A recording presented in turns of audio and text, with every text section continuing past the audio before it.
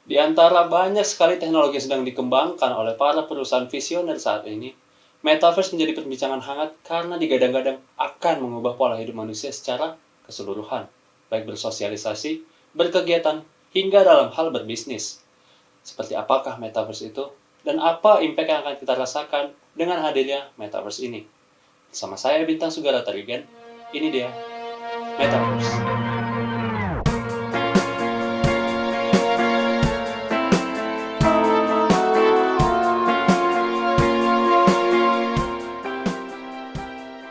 Sejak Facebook mendeklarasikan untuk mengubah nama perusahaannya menjadi Meta, menunjukkan bahwa mereka sangat berkomitmen sekali dalam pembangunan Metaverse ini.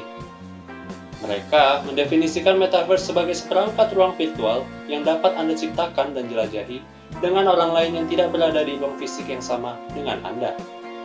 Oke. Mungkin pengertian tersebut cukup rumit untuk dipahami ya. Kita ambil contoh seperti game Fortnite atau Roblox. Nah, pasti tahu dong ya, Metaverse kurang lebih seperti itu, di mana kita bisa hidup dan berinteraksi dengan orang lain dalam dunia virtual dengan menciptakan avatar kita sendiri sesuai dengan yang kita inginkan. Yang membedakan hanyalah kita tidak memainkannya dengan melihat layar gadget lagi, melainkan dengan menggunakan perangkat VR yang membuat kita merasa benar-benar ada dalam dunia virtual tersebut. Dan tentunya dunia dalam Metaverse ini tidak sesederhana seperti dunia Roblox. Metaverse menghadirkan dunia 3 dimensi yang menyerupai dunia yang sebenarnya, bahkan mungkin bisa lebih baik lagi. Jadi bisa dikatakan bahwa Metaverse ini adalah sebuah dunia impian, di mana kita bisa tinggal di dalamnya, menjadi apapun dan siapapun, serta berkegiatan layaknya di dunia nyata. Hanya bedanya, dunia tersebut bersifat virtual, berada di alam maya, dan bisa kita akses melalui perangkat VR.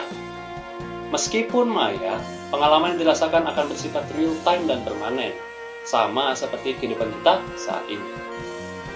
Dengan menggunakan teknologi blockchain, cryptocurrency sebagai mata uangnya, serta NFT sebagai barang yang diperdagangkan, maka memungkinkan untuk kita tidak hanya sekedar bermain dan berinteraksi saja di Metaverse, tetapi juga berbisnis.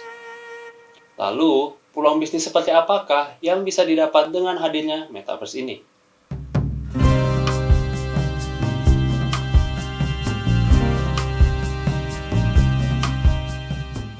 Kebayang nggak sih kalau kita bisa hidup di sebuah dunia yang baru dengan kemungkinan untuk meraup keuntungan sebesar-besarnya tanpa batas?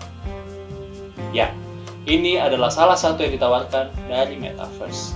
Peluang usaha terbuka lebar sekali di sini. Katakanlah Anda seorang fashion designer. Anda membuat sebuah baju yang kemudian Anda jual sebagai NFT di Metaverse.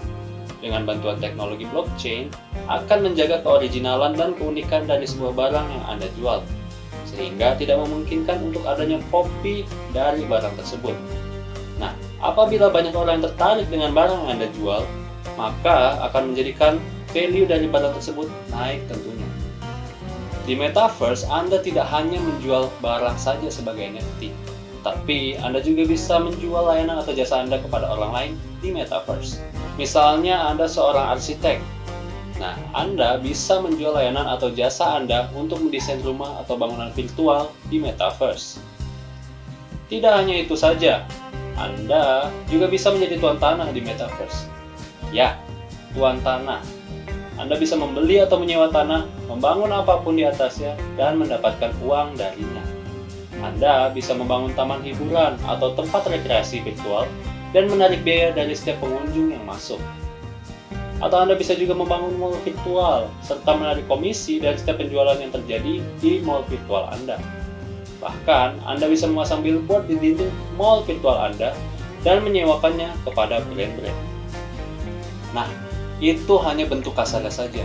Coba bayangkan semua orang di dunia ini sudah memenuhi Metaverse. Maka lapak tanah yang Anda miliki di Metaverse pasti akan melambung tinggi harganya. Dan billboard yang Anda pasang di mall virtual Anda tadi, itu akan menjadi rebutan brand-brand besar. Gimana? Menggiurkan sekali, bukan? Ini hanya beberapa contoh kecil saja, dan masih banyak lagi bisnis yang bisa terjadi di Metaverse ini.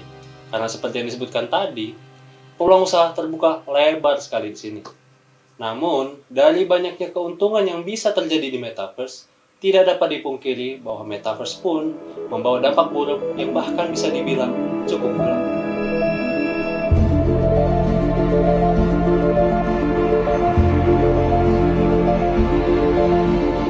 Mari kita evaluasi sejenak.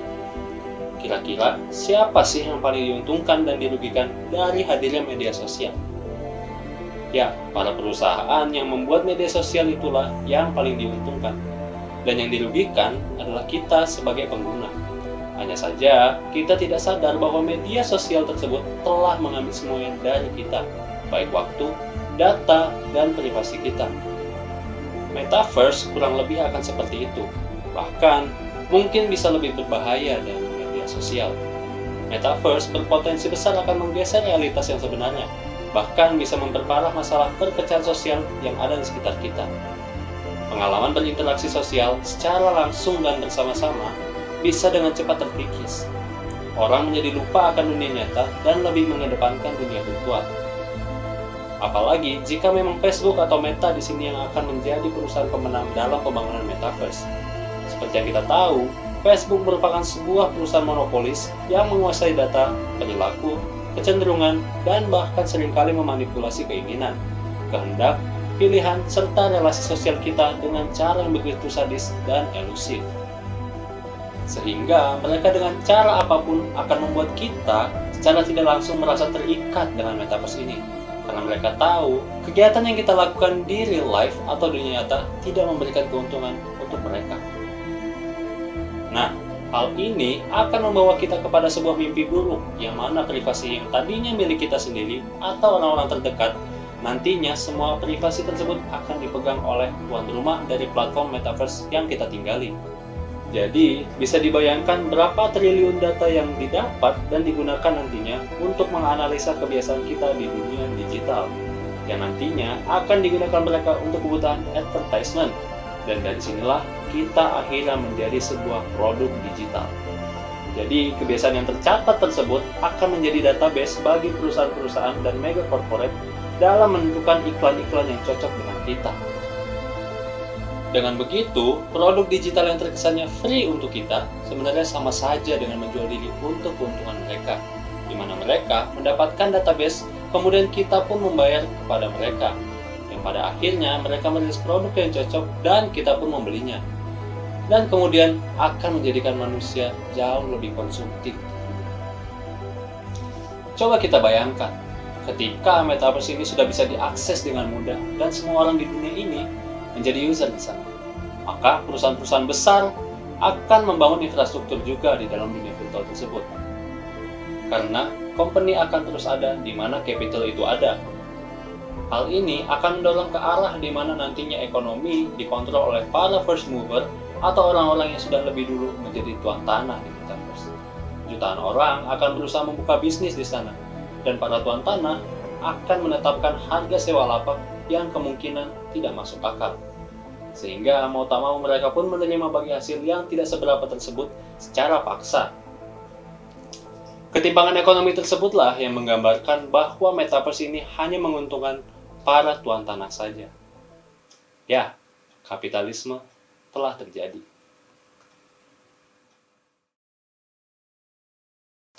So, dari semua yang sudah dijelaskan, apakah kita siap dalam menghadapi metaverse ini? Dan apakah metaverse sebuah peluang ataukah ancaman? Well, terlepas dari itu semua, menurut kami ini adalah sebuah gebrakan revolusi pengubah dunia. Jangan terlalu sinis dan tidak percaya dengan perkembangan teknologi. Dan seharusnya kita jangan hanya menunggu dan menonton masa depan metaverse terbuka. Dan mari kita ikut berpartisipasi dan menciptakan dunia yang lebih baik.